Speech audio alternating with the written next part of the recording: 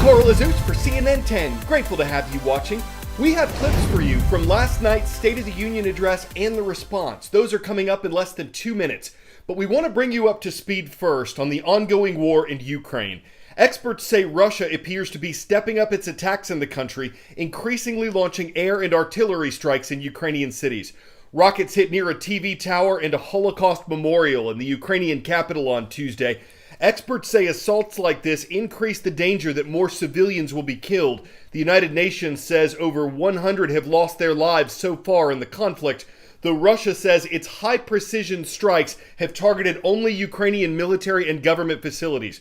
Earlier this week, a huge Russian convoy, a 3-mile-long column of tanks, infantry, and fuel trucks, large-caliber guns, it was headed toward the Ukrainian capital. British officials said the convoy was less than 20 miles from the city on Tuesday and making slow progress. They also said Russian forces had surrounded 3 other important Ukrainian cities, though the nation's military was fighting to keep control of them. In an interview on Tuesday with CNN and the Reuters news agency, Ukrainian President Volodymyr Zelensky urged U.S. President Joe Biden to deliver a strong and useful message about the Russian invasion of Ukraine. The American leader's address took place at 9 p.m. Eastern Tuesday night. That was 4 a.m. Wednesday in Ukraine, the time when shelling and rocket strikes have been starting in the war. Highlighting achievements and laying out goals for the months ahead. These are the priorities of U.S. presidents during their annual State of the Union speeches. In keeping with tradition last night, President Biden's address was delivered in front of both chambers of Congress, a number of their guests, members of the U.S. Supreme Court, presidential cabinet members. It was a fuller house than last year when masks and social distancing were required because of the COVID pandemic, and progress in the fight against that virus was something the president was expected to talk about. A $1.9 trillion COVID relief law was considered one of his early accomplishments last year, along with the $1 trillion infrastructure law that was passed later on. But President Biden was unable to get enough support to pass a larger social spending bill he wanted, or a package to overhaul election laws in America, 2 of his other priorities.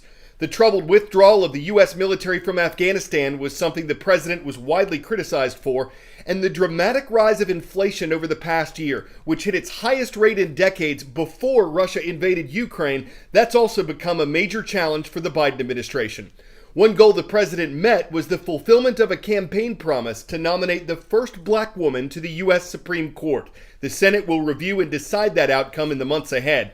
And last night was a chance for him to shore up support for his vision for America's future. Here are some highlights of what the president had to say. My fellow Americans, last year, COVID-19 kept us apart. This year, we're finally together again. Tonight,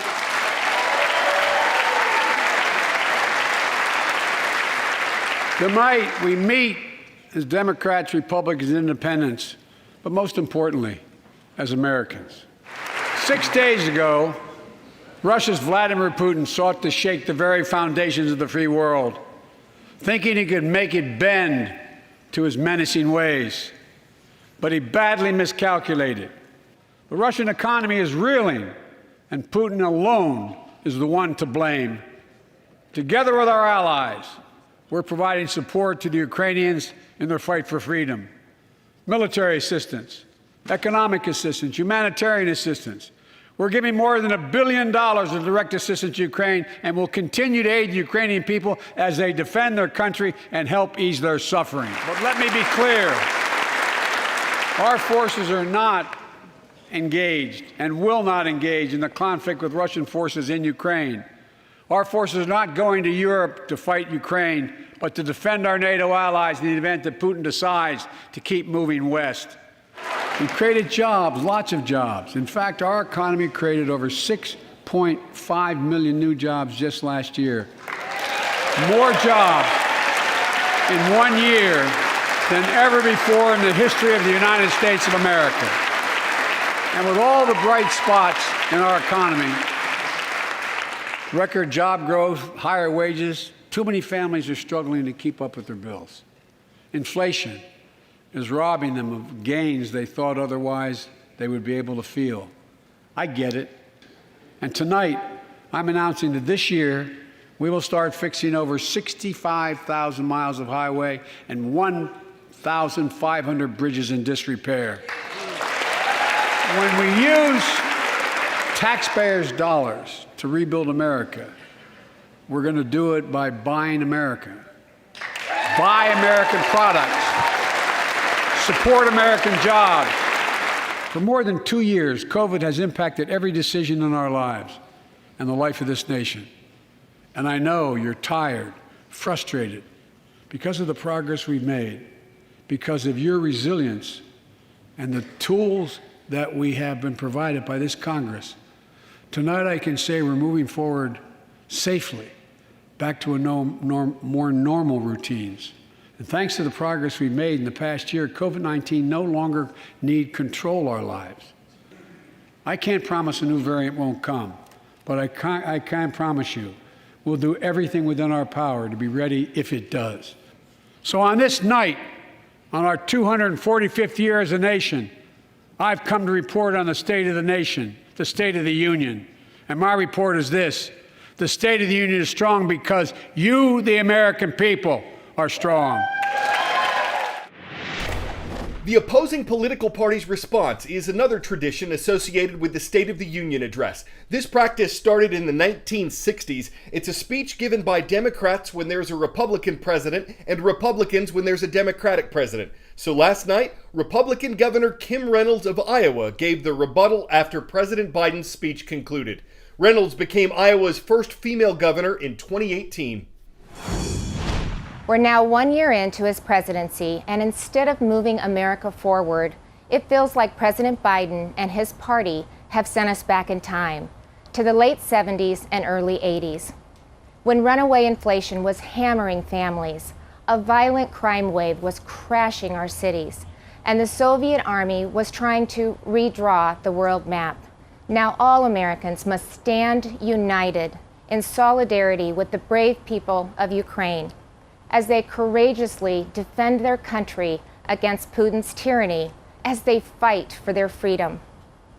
But we shouldn't ignore what happened in the run-up to Putin's invasion, waiving sanctions on Russian pipelines while eliminating oil production here at home, focusing on political correctness rather than military readiness, reacting to world events instead of driving them.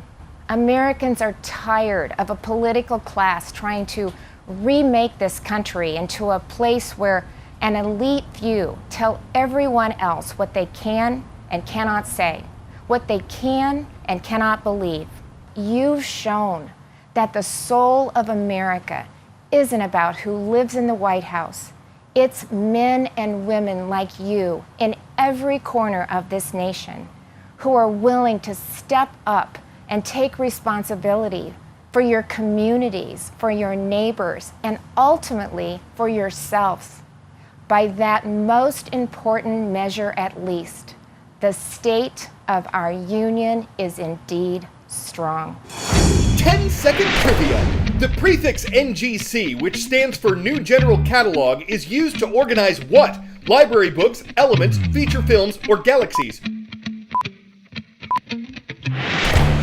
Since the 1700s, the New General Catalog has organized space objects like galaxies.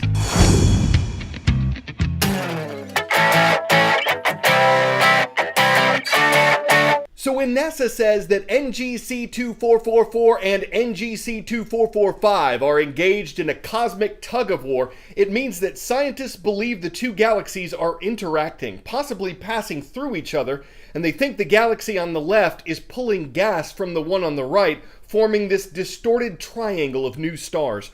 Researchers say studying colorized head-on collisions like this helps them better understand how stars and galaxies form in rings. If galaxies are going to risk playing games, cosmic tug-of-war kind of boggles the mind. It scrabbles the imagination. They need to get a clue before they tic-tac-totally go bonkers and wind up in some sorry, troubled, trivial pursuit of a Star Wars monopoly from which they can't get backgammon. Board game puns. You know they're parcheesi. I'm Carl Azus. Bath County High School is watching today from Owingsville, Kentucky. Thank you for your request on our YouTube channel, the only place we look for your shout-out schools.